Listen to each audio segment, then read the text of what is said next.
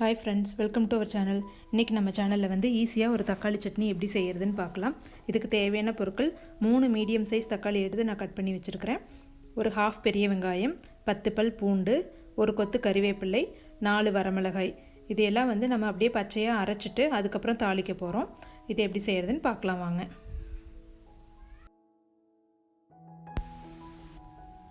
இப்போ இதையெல்லாம் ஒரு மிக்ஸி ஜாரில் ஆட் பண்ணிவிட்டு நல்லா நைஸாக அரைச்சி எடுத்துக்குங்க.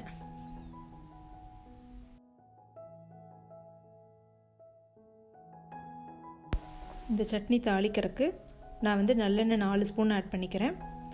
இந்த சட்னிக்கு வந்து எண்ணெய் கொஞ்சம் நம்ம அதிகமாக தான் யூஸ் பண்ணணும். நீங்கள் வந்து நல்லெண்ணெய் யூஸ் பண்ணிங்கன்னா தான் உங்களுக்கு வந்து டேஸ்ட் நல்லாயிருக்கும். அதில் வந்து கடுகு 1 ஸ்பூன் ஆட் பண்ணிக்கோங்க.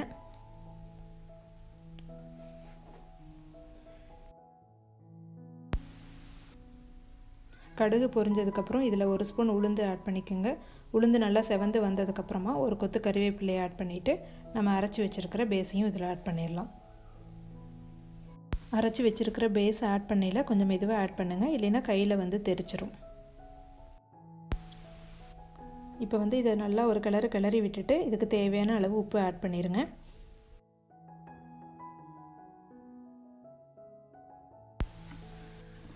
ஒரு 2 நிமிஷத்துக்கு அப்புறம் பார்த்தீங்கன்னா நல்லா பபிள்ஸ் வர ஆரம்பிக்கும்.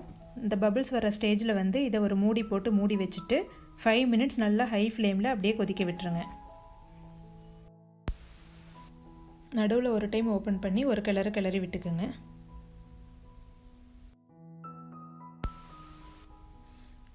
ஒரு 5 மினிட்ஸ்க்கு அப்புறம் பார்த்தீங்கன்னா உங்களுக்கு நல்லா பபிள்ஸ் வந்து லைட்டாக ஆயில் மேலே வர ஆரம்பிக்கும்.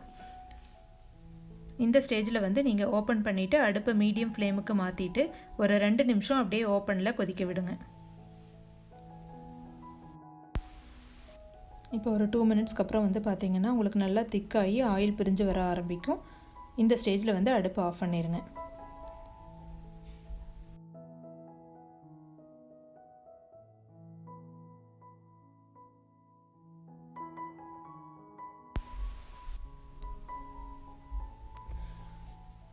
இந்த சட்னி வந்து நீங்கள் மேக்ஸிமம் ஒரு 15 மினிட்ஸ்க்குள்ளே ரெடி பண்ணிடலாம்.